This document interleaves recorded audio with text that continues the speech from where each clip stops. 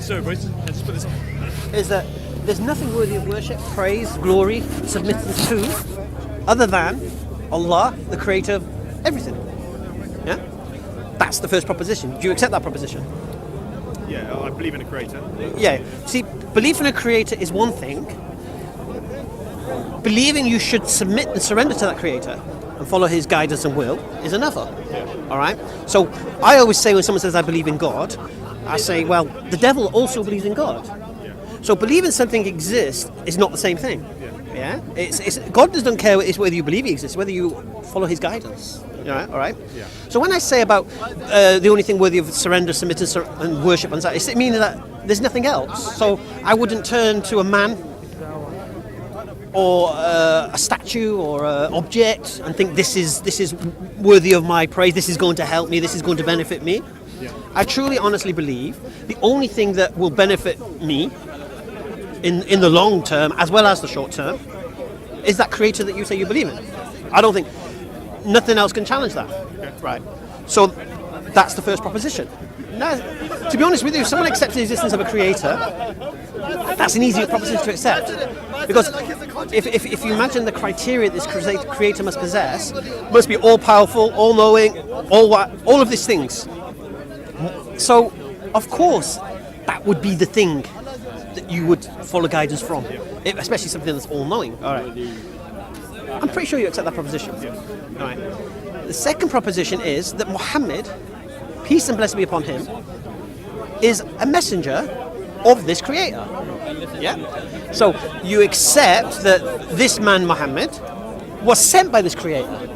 And everything that this Muhammad, peace and blessing be upon him, is saying is coming from the creator you say you believe in. Okay. So this is the second proposition. It's a tougher proposition.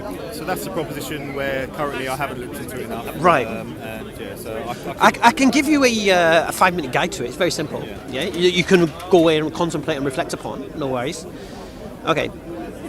What is the claim? Okay. The claim is that Muhammad, peace and blessing be upon him, is a messenger of God. Yeah. What is the counterclaim? God doesn't exist, so he can't be a messenger of God. First thing.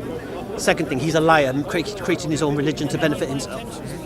Third claim, counterclaim. He's a madman. He's crazy. He's delusional. He thinks he's being taught by an angel when he's just all in his head. It's a schizo. Fourth counterclaim, and this counterclaim, the fourth one, only comes from whom? Christians. It was Satan. It was the father of lies, imitated an angel, pretended to be an angel, and Muhammad fell for it. And okay. So you have a claim he's a messenger of God, and the counterclaims are what? He's a liar, he's a madman who is deceived, or there is no God, and he can't be a messenger of God, which would include liar or whatever. All right. Okay, Sherlock Holmes. Have you heard me quote this before? yes. When you eliminate what's impossible, what is left, no matter how improbable, has to be the truth. Because we believe in this life of the concept of the absolute truth, the absolute reality. And by that I mean, there are some people who claim that Earth is flat. There are some people called the Flat Earth Society, right? Actually, I'll use a different example. There are some people who believe man landed on the moon. And there are other people who challenge the idea that man landed on the moon, saying, oh, there was cameras, there was mirror, there was no wind on the moon, or whatever. So the reality is this, either man did land on the moon or he didn't. Whether you know that reality is another story, but it can only be one or the other. So if man didn't land on the moon, then he didn't land on the moon. You understand? If you claim he landed on the moon, you can believe that. If you claim he didn't, but it has to be one or the other. All right. So once we have that concept, we can apply this now to what we're saying. So either Muhammad is a messenger of God, or he's a liar, or he's a deceiver, or he's a madman, or he's deceived by the devil. All right. And when you say messenger of God, because Moses and Jesus are also messengers. Yeah, of course. All right. So let me add the phrase last and final. An actual special. Last and final. Last messenger. The only messenger of God that claimed to come for all of mankind. No other messenger did that. Jesus didn't claim to come for all of mankind. Moses didn't make that claim. But when the Quran makes that claim about Muhammad, and if you look at his actions, he sent a delegation to Rome, Persia, and Egypt, calling them to worship the one God. Now, this is evidence that he's calling Egyptians and Persians and Romans who don't believe in. You understand? If you look at Jesus, go ye not to the Gentile, enter not the city of the Samaritan, I have not been sent but to the lost sheep of Israel. You watch Jesus preaching only to Jews and such. So when we say he's the last and final messenger, he was the only messenger sent to the whole world, but he was the last and final messenger. Okay. All right. So let's use Sherlock Holmes now. Let's eliminate what could be impossible. All right. When we say impossible, we can't prove it's impossible, but our rationale will tell us. All right, let's start with the easiest one to get rid of. It's the devil. It's the devil pretending to be an angel. So he did have a supernatural experience in the cave, but this supernatural experience wasn't what he thought it was. It was a devil imitating an angel to deceive Muhammad, so he would go and deceive the people. Okay. Is this experience you're talking about the Quran, yeah? The revelation? The revelation of the Quran, the initial revelation in the cave, because obviously the whole of the Quran starts from the revelation in the cave. So either in that cave, an angel came, a demon came, nobody came, and if nobody came, he lied about somebody coming, or he didn't lie, he was delusional. Okay. Yeah, fair enough. Okay. All right. Because then the Quran took 23 years to come. All right. But this is the origination. So if the lie started there, we'll see if the lie started there. If the madness started there, we'll see if the madness started there. If the demonic deception started there, we'll see if the demonic deception there. Or if an angel came and visited him there, we'll see that also. Yeah? Because we're going to eliminate them one by one. All right. And I can do this quickly, don't worry. It's not going to be a long thing. Crazy. All right. Let's get rid of the devil. All right. The only people who believe a devil came to Muhammad is whom? Christians. Yeah. No one else makes that claim. Yeah. Atheists will never make that claim. They don't believe in the devil. Okay. So let's deal with that claim. According to the Bible, according to what Christians believe in the Bible, when Jesus speaks, he says Satan cannot oppose himself. A house that is divided cannot stand. So Jesus, when he's accused of using a devil, pretending to exercise demons, when in fact it's a demon doing it, and he's accused of that by the Jews, Jesus clearly says Satan cannot oppose himself. Right? So according to Jesus' I wasn't expecting you to use the Bible to back up your... No, because the Christians are making this argument, you see. Yeah. So I'm going to refute them with their book, isn't it? It's the easiest way to do it. So a Christian comes with that argument, and according to the Bible, Jesus cannot oppose himself. Yeah. The Quran opposes...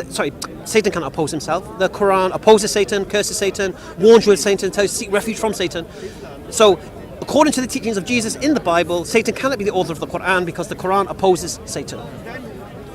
Simple. Okay. So we can dismiss that. And it's only the Christians will come with that, but they're so hypocritical with what they do anyway. And not that I'm saying this is true what the Bible says, but they believe the Bible's true. Therefore, this is their book. Why are you not adhering to what you... So if your claim is this, your own book refutes your claim, therefore please throw your claim away. Anyone else making a claim? No, right. Continue. Told you it's the easiest one to dismiss. Let's go with liar. Next one is Muhammad had no revelation in the cave. There's no such thing. What he did, he pretended that an angel came to him, and he came and told the people, an angel came to me and told me to do this and told you to stop worshipping idols and we should worship one God, and it's all a lie. Okay. All right. First thing we need to ask, why do people lie? What's the motive? Money and power? Okay. Let's look at, first of all, did Muhammad ﷺ have that motive? Yeah? Was he high up in a political... His uncles were the custodians of the Kaaba. So he could have motive. No. His uncles were the custodians of the Kaaba, meaning his family already had the power in Mecca. Okay. First thing. Second thing, he was married to the richest woman in Mecca. Okay. Yeah. So he's got money. He's got money, and he's already got the potential of status. Third thing. They also offered him. Yeah, I'll come to that. Yeah, and when he was calling to the one God and telling the people to stop worshipping these statues, the Quraysh, his uncles, said to his uncle who loved him, who was closest to him, who brought him up, said, look, go to your nephew, tell him we'll give him his weight in gold, mountain of gold, and any woman he wants to marry and status in the city, just stop telling the people to worship this one God. Basically. And when they came to him, he responded, if they were to give the moon, put my moon in the left hand and the sun in my right, I would never give up this call. So he was offered riches, he was offered fame, he was offered whatever he wanted to stop doing this. Now we know, and then we can look at the life of him and what he was known as. He was known as the trusted one, the one who you could rely upon to leave your goods with if you were travelling, and he would take care of it. When you come back, he wouldn't steal anything, basically. He was the one who you would go to if you had a dispute amongst you to arbitrate. This is pre-Islam. This is pre-prophethood. So we have his nature. So the question needs to be asked, he's gone from 40 years of being a truthful man, who everyone trusts.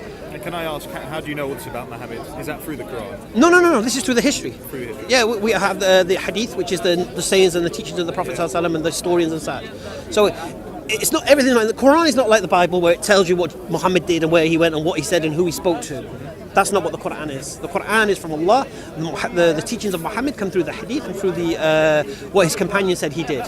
Very similar to the Bible, the New Testament, but the difference being is when we hear something that the Prophet did such and such a thing, we would ask, well, who said that? And this person said that, and this person said that, and this person said that. Okay. Were they reliable? Were they trustworthy? Were they there? Okay. The New Testament, we don't have that. We don't have that chain. We don't know who started it. With the Bible. Yeah. So we can't even verify whether the person telling you that thing is actually telling you the truth. We can't even verify whether they were there. So how, if we don't how to say they were there, and we don't know if they were truthful, how do we know what they're saying is the truth? So we have this system. Okay. So going back. So and when the Quraysh, when they heard this Quran being recited, they sent their best poets to investigate where's he getting these words from, because we know this man, he's illiterate.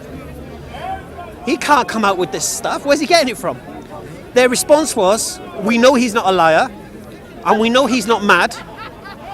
It's magic. Now imagine this, right? You've sent poets to go and hear this Quran being recited, and the only conclusion they come, it's supernatural. So there was something in those words that was supernatural. Okay. I personally believe we can leave lying at this point, because what we have to understand is this. When he came with this call, he was rejected, he was persecuted, they suffered, the people who followed him suffered, they were exiled in the desert to starve to death. The people were told you can't marry the Muslims, people were told you can't sell bread to them. Basically, they tried to starve them in the desert. Now I ask you, would a man who knows what he's saying is a lie, would give up all his status, give up all his position and power, his wealth, and for a lie?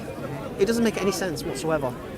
Okay, so I personally believe I can bin that. Then we could come to mental, crazy, delusional, seeing visions, not there. Well, when we look at what the Quran teaches and what it contains, and then we look at the life of the Prophet Muhammad ﷺ and the order and structure of everything, and the way that the Quran will fit 21st century man like a glove, if we follow its guidance, yeah, it's something that can surpass every age. For me, this is something I would accept now, is that a lot of the stuff that's mentioned still holds weight now. So, yeah, completely. Even this thing about marriage age, you know, you must have heard about the early age of Aisha and stuff like that. All right. What's the marriage age in the Quran? There is none. But what is there? Mental and physical maturity for marriage.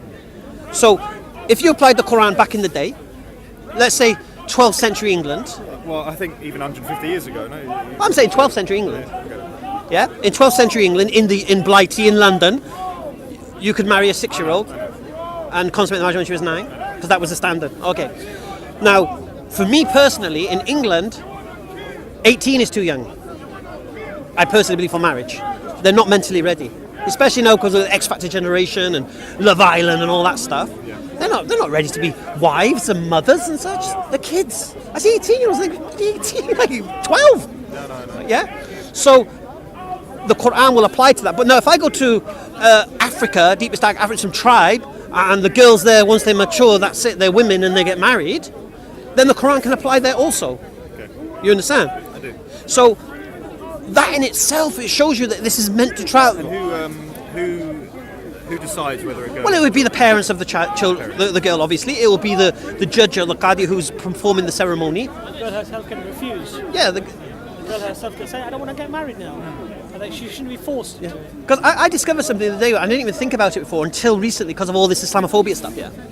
That this country allows sex with children, permits it.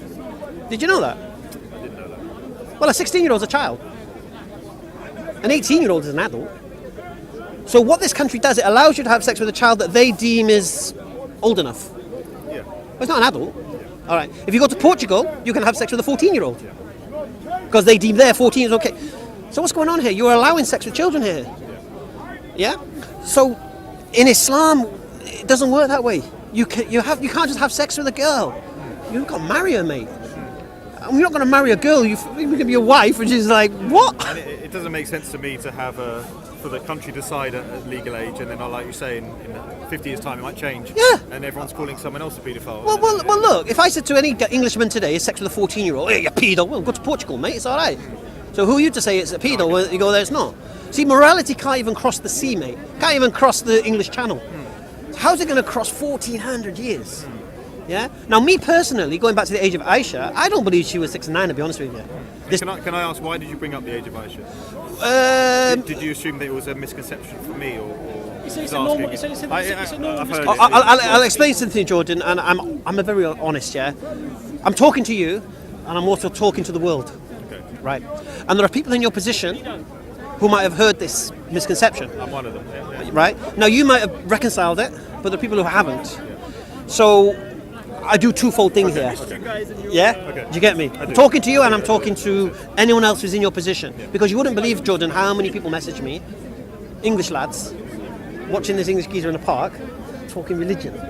Right? You get me? Their mind is like a pop.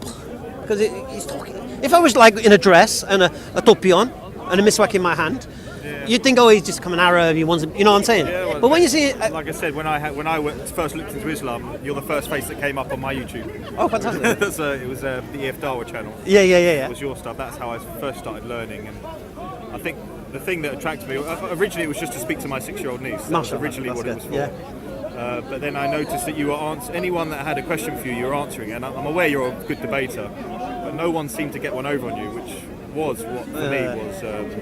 It kept me watching and watching. And that isn't easy here, you know that. No. That isn't easy, because you don't know who is going to open their mouth and say what. This is my second time at Figures Corner, and my first time, it was literally everybody was just going for Islam. It was like, everyone against Islam. It is that way. Battlefield. It is that way. I didn't want to come back, to be honest. I mean, you said you were coming back today, so it was one of the reasons I came. Oh, you got the people with semblance today. Yeah. So, the thing is also there is that it can either be the debater who's very good at debating. No, and I can see Barca. You can see Hamza's a good debater. But it could be the strength of the message itself. Yeah. Which actually, for a person's own innate conscience, actually is very appealing. It's attractive. Yeah. Because many of the things that you may have seen or heard or whatever, or other people may see. All the standard ones that I saw was beat your wife. Yeah. And I saw all those videos. People are afraid of that subject, beat the wife, age of Aisha, and all this stuff. Yeah. Now me. And I was worried for my niece. That was why I looked into it. I thought, she's going to be a Muslim. She's going to be a Muslim guy. She's going to have no rights. No. That's what the problem. People like me, do you know? I wouldn't class myself as a dumb bloke. That's people. What we. But do you know whose fault that is? And I'm sorry, guys. I would say mine. No. I would say. I'll be honest. You've got to look into it yourself. I blame. Sorry, guys. The sub-Indian continent. Yeah. Because what it. India. Yeah. All right. Because what you got to understand. Hold on a second. I'm giving these guys a slap now. No. What you got to understand is this. You see. Before the Muslims of Pakistan and Bangladesh and all these places were Muslim, they were Hindus. Yeah. Now, if you look at Hinduism and the way women are treated in that religion, it's despicable. Yeah. The woman was burned on her husband's funeral with his possessions and such. Didn't know that. Yeah. It's disgusting, mate. The way women were treated. All right. And I have to admit, from what I've seen, and this is the only way I can reconcile it, when I see how some There's misogyny in my background in Christianity. No, agreed. What I mean is this. Whenever I see a subjugated Muslim woman, it always appears for me, my perspective, maybe it's because of where I live, I don't know, it's the sub-Indian continent. I don't see suppressed Somali women. My missus is Moroccan, yeah? I wouldn't have to do that, will I? No. Good. I don't see suppressed Moroccan women. I don't see suppressed Algerian women. Suppressed Turkish women. The only Muslim women I see oppressed is sub-Indian continent. And when I look at the background to it, I can understand where that misogyny might have crept in with the culture. You understand? Because so Hamza, you know what it is? That I'm not generalising, but what I'm saying is inherently, power corrupts, and absolute power corrupts absolutely. And so men have been, in a powerful position economically, physically, and they will use whatever they can at their reach to enable them to maintain that power. And so if it means misrepresenting religion exactly to suppress their wife, they'll do it. Yeah. If it means a political situation or just physical brute, unfortunately mankind looks for things, even if it means misrepresenting them or misinterpreting them, just to feed their own predisposition. Exactly. I am the man, I wear the trousers, And if you want to be like that, then yes, you will find things in Islam to misrepresent, misinterpret, ignore some of the sayings of the Prophet, ignore some of that, and justify your actions. But that's something innate within all human beings. So, and I would accept that men and women are not equal; they are different. Of course. What we say is that they're not equal. We know that. They're equitable.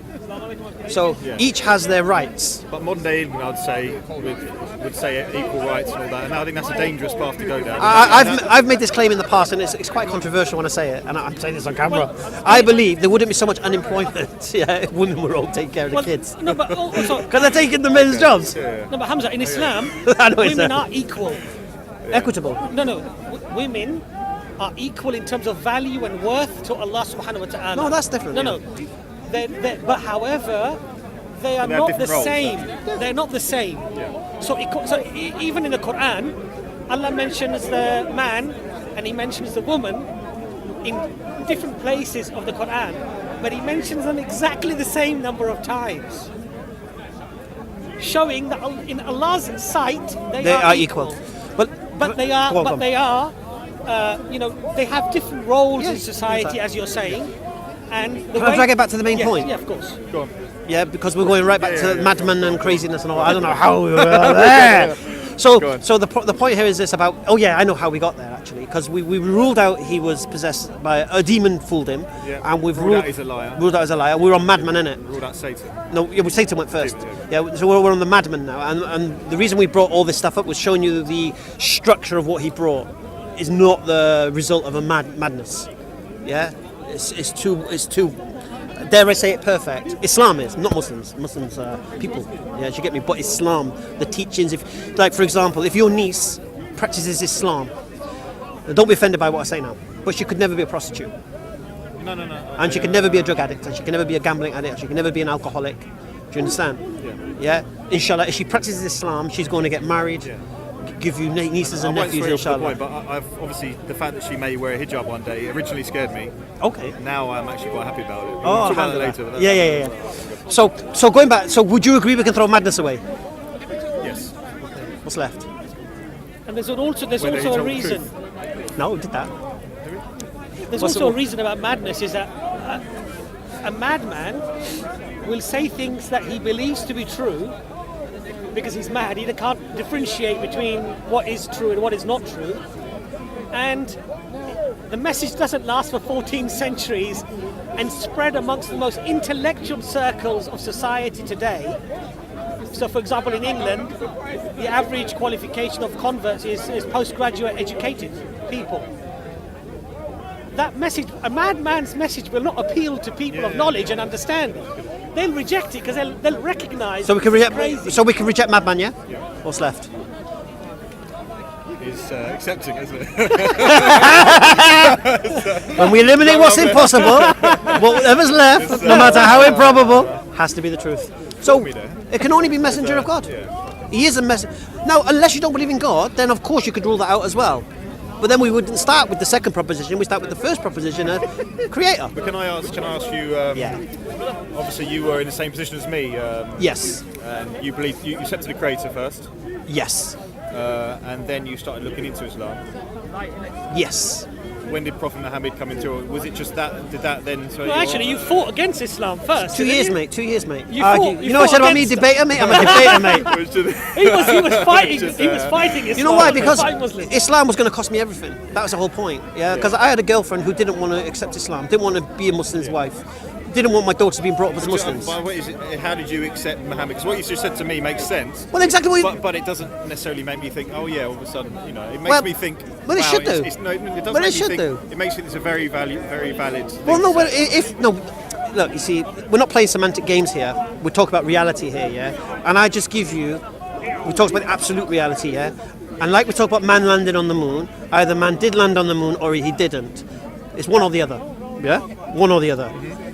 With regards to Muhammad, I spread it out, didn't I? Either a demon deceived him, either he lied, either he was mad, yeah? Either God doesn't exist and he's not a messenger of anyone, or he's a messenger of God. Now, you accept there is a God, yeah? So we can reject the idea that he's not a messenger of God because there's no God. You get that. You accept he can't be a liar. You accept that, yeah? You accept he's not mad. You accept he's not demon-possessed or being deceived by a demon, because you ain't Christian, and if you were a Christian, the Bible would refute you. So just as man either landed on the moon or he didn't, Muhammad is a messenger of God. Now, whether you can embrace that reality is another story. You get me? You get me? Because what does that entail? Now, you've got to understand the gravity of what you're admitting here. that this man Muhammad was sent by the Creator to guide me. Why would I be so stupid not to listen to what he had to say? Why would I be so stupid not to follow what he had to say? Because he's like a king sending a messenger. The messenger is representing the king, and the words in that message are from the king. And then you insult the messenger, you insult the king. Isn't it? I'm talking about in that stance, all right?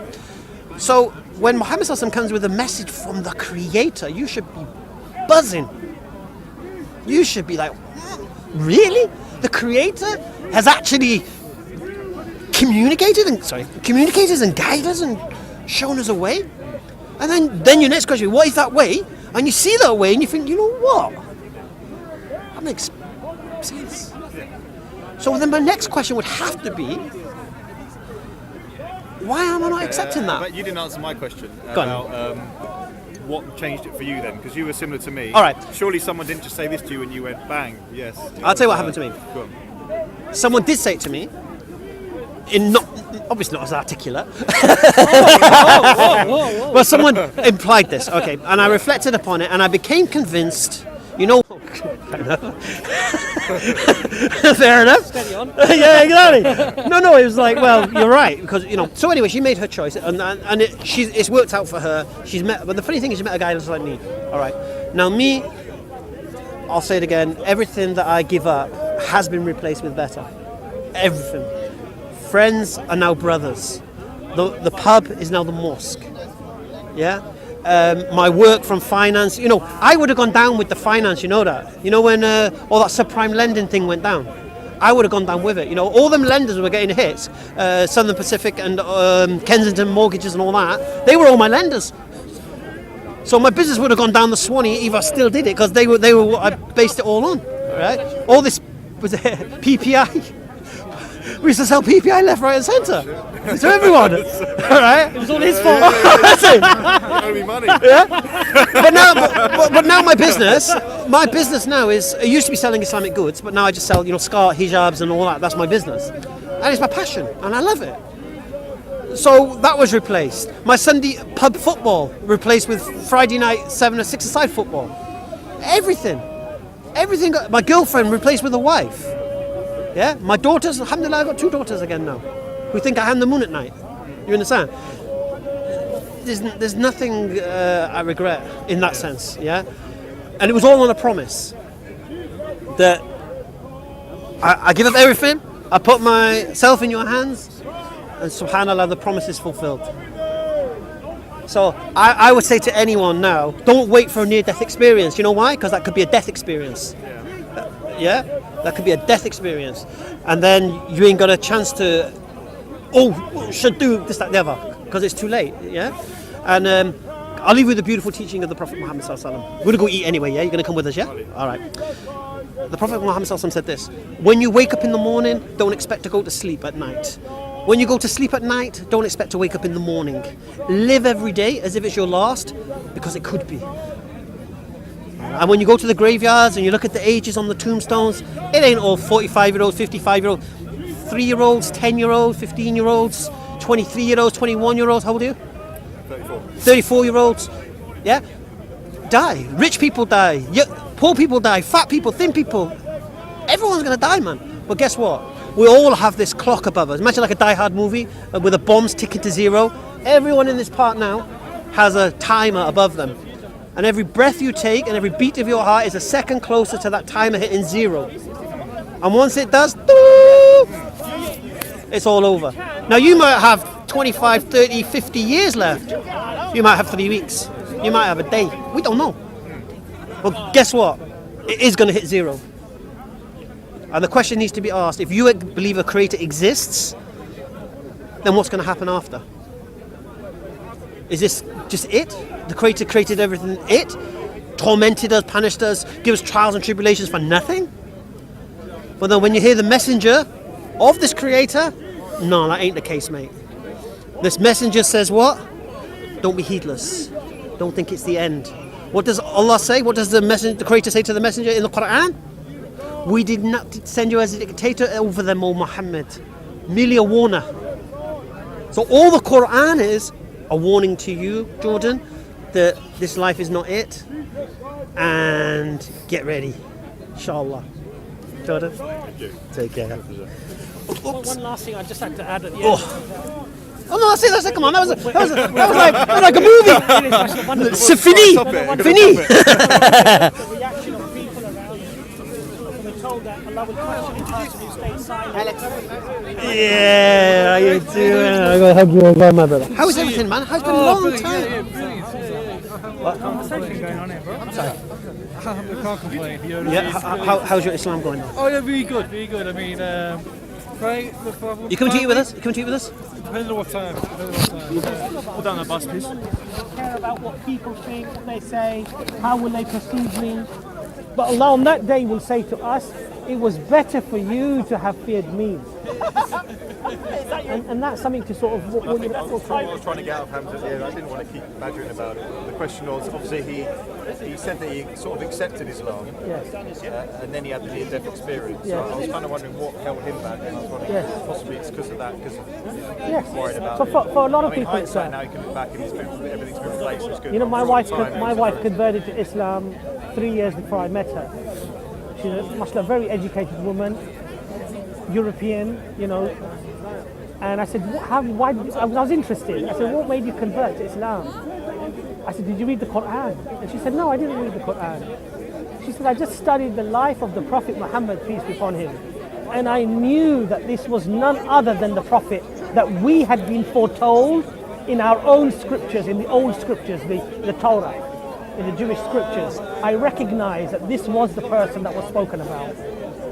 And so that was enough for her. She converted. Mashallah, she's read the Quran afterwards, but that was enough. But for different people, it will be different things. You know, so for one woman, she might see a Muslim man praying. She'll find that so beautiful that, how do I become Muslim? She'll accept Islam. But so for somebody else, it's something else, you know? And I think I'm probably quite lucky in the sense my sister wears a hijab, my sister is a Muslim, she's a Turkish father. So my family's already accepted it. Yes. So the question now... It's still a scary... so the question... Hamza didn't ask you the question. I was going to Hamza didn't ask you the question. Hamza! Where's Hamza? Brother, you missed the most important question at the end.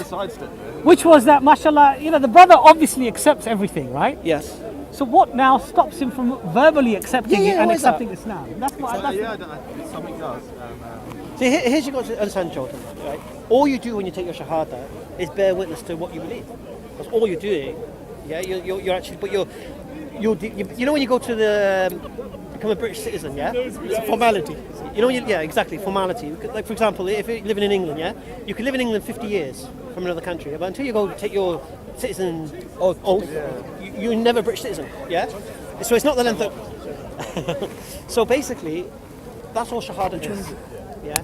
And a flower don't go in a day, and like we said to you, and if you truly believe this, bear witness to that, and start your journey. And trust in Allah after that.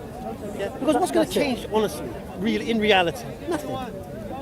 You might start changing your habits. Obviously, the alcohol will probably go, because you think, you know what, my Creator has warned me against this. I'd be stupid to ignore my Creator. Just for example, yeah. You don't have to go to your family. I'm a Muslim. Oh, there's so many cameras. It doesn't help. But I'm saying you don't have to declare it to the world. Yeah, it's between you and your Creator. Yeah.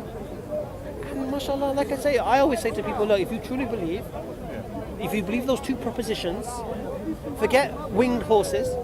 Yeah. If you believe those two propositions, that is what will make you a Muslim. And you understand my difficulty because it took a near-death experience for you to accept. Of course. But I think my cost was a lot more than yours. I agree. What I was leaving behind was another level.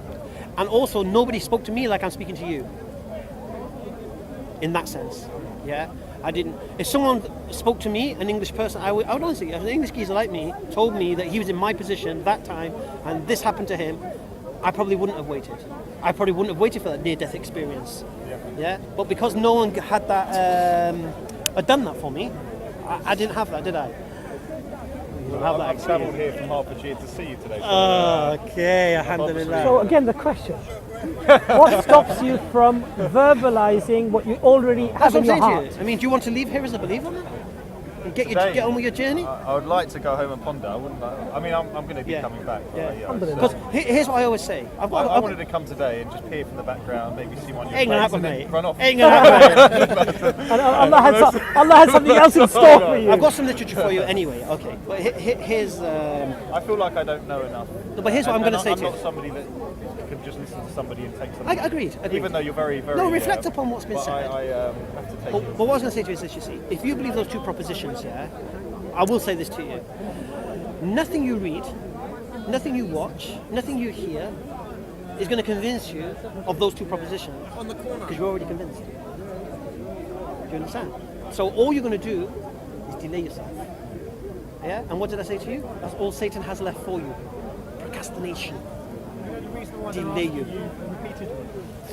Just to make a small point. Yeah. The reason they're asking you repeatedly is that the only difference that making the statement that you testified as only Allah is worthy of worship and that Muhammad is his messenger, peace be upon him, the only difference it makes is these are the keys for paradise. So whatever happens from this point forward, whether you, and God forbid you're on the way home and you have a near-death experience, or even a death experience, or whether you go home and your journey then has begun and it's a very long and slow journey where you sort of take, what you've done is this two-pronged attack from Satan, i.e. one is to delay you and the other thing is to put you in a position where you sort of start to get doubts about things that have already become clear, because that can happen as well when you reread things. A doubt that you didn't have before can suddenly come. So this is a two-pronged attack from Satan. Yeah, because he's not just delaying you. Absolutely. He's going to mess around with what you've been told. What you've been told. I agree. And for me personally, and this is no disrespect, if I was to do something like a shard, I wouldn't be doing it in an audience. I wouldn't be doing it. That's why we're going to go eat. Anyway, let's go eat. Restaurant is okay then. Let's make that dessert. It was a pleasure to meet you, brother. You can eat with us. Come with us. You coming with us, man? Oh, he's coming with us. Come on then. Yeah, Okay. So what's your name? Jordan. Nice to meet you, Imran. Okay. Let's go and eat then, Jordan. 6 o'clock, what's the time? It's about